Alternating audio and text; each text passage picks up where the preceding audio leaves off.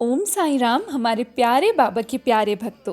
मैं साईं की बेटी एक बार फिर से आपका आपके बाबा के चैनल साईं संजीवनी पर पूरे दिल से स्वागत करती हूँ। आज का जो साईं अनुभव साझा हुआ है वह है जर्मनी की एक साईं डिवोटी का।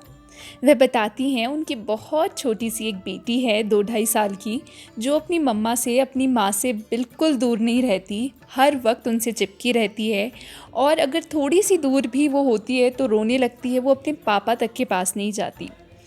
ऐसे केस में होता क्या है, मैम को जिनका ये अनुभव है उनको गॉल ब्लैडर में स्टोन्स हो जाते हैं।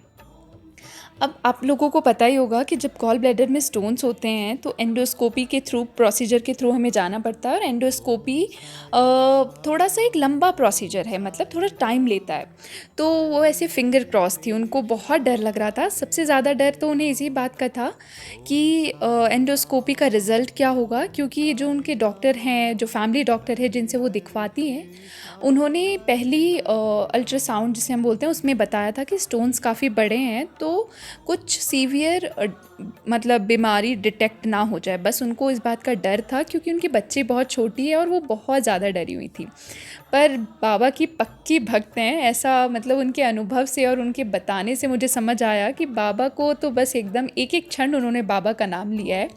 जिस दिन उन्हें पता चला उस दिन से लेके बस वो सुबह रात दिन रात, वैसे वो पहले भी बोलती हैं कि मैं हर वक्त बाबा बाबा, पर उसके बाद तो और ज़्यादा हो गया बाबा बाबा बाबा। उन्हें लगा बाबा उनका परीक्षण कर रहे हैं। ये सही में ये जो मानसिकता होती है ना, ये इंसान को किसी भी चुनौती में जीत देती है। तो जब उन्हें पता चला कि ऐसा कुछ है, उन्होंने एंडोस्कोपी तो करानी ही थी।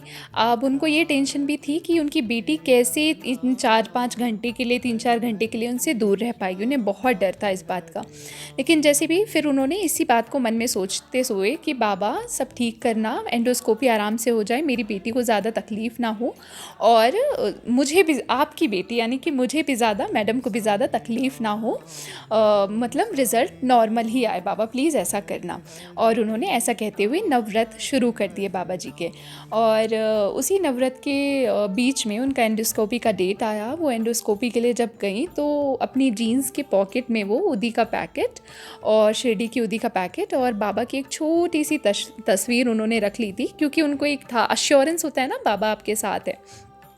तो वो लेकर वो गई और उदी अपने माथे पर, जब एंडोस्कोपी होने को जा रही थी तो उन्होंने अपने पेट पर और अपने माथे पर पूरी उदी लगा ली।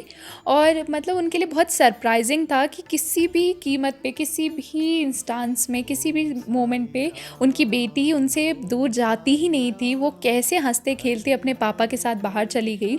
तो सबसे पहले रिलैक्सेशन तो मैडम वहाँ हो गई। अगर बच्चा रोता हुआ जाता तो उनके दिमाग में यही चल रहा होता कि पता नहीं वो कितना रो रही होगी वगैरह वगैरह। बट उनकी बेटी आराम से चली गई तो उन्हें समझ में आ गई कि बाबा तो मेरे साथ हैं। और उसके बाद फिर होता यूँ है कि एंडोस्कोपी जब शुरू होने वाला था तो मैम ना थोड़ी ऐसे घबराई हुई थी, डर था उनके मन में रिज़ल्ट को लेकर भी और प्रोसीजर को लेकर भी।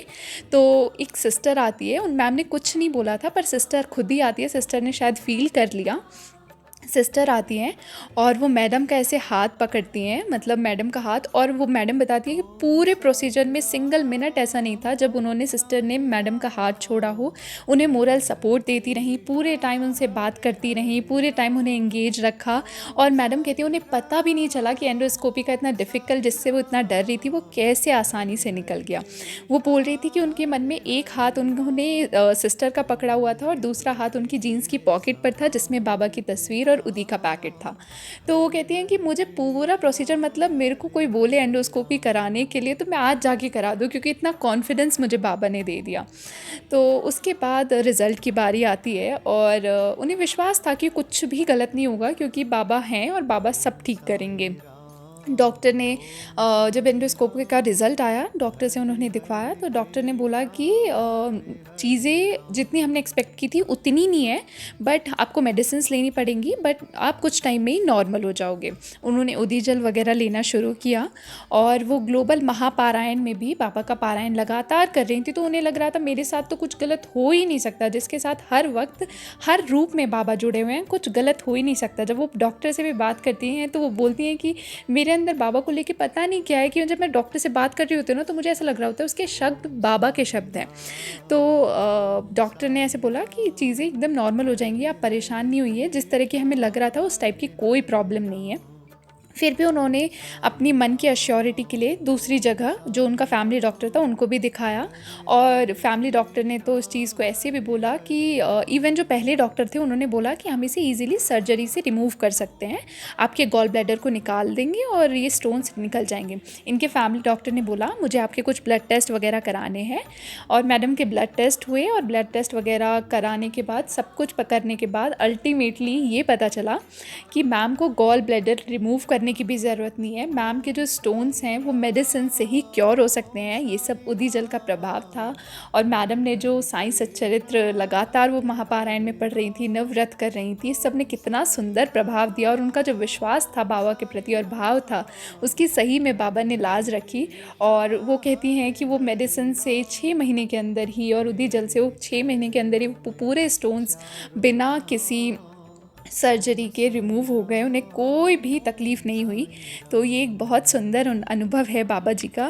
तो इसी के साथ मैं अंत करते हुए इस अध्याय का मैं आप लोगों को यही कहना चाहूँगी, यदि आप भी इसी प्रकार का कोई भी अनुभव हमसे साझा करना चाहते हैं तो ये आपके बाबा का चैनल है। आपको कुछ भी सोच विचार करने की ज़रूरत नहीं है, आप मेरे व्हाट्सएप का नंबर पर कांटेक्ट कर सकते हैं। ओम साईं राम। बाबा हम सबको इसी प्रकार शक्ति दें और भक्ति दें।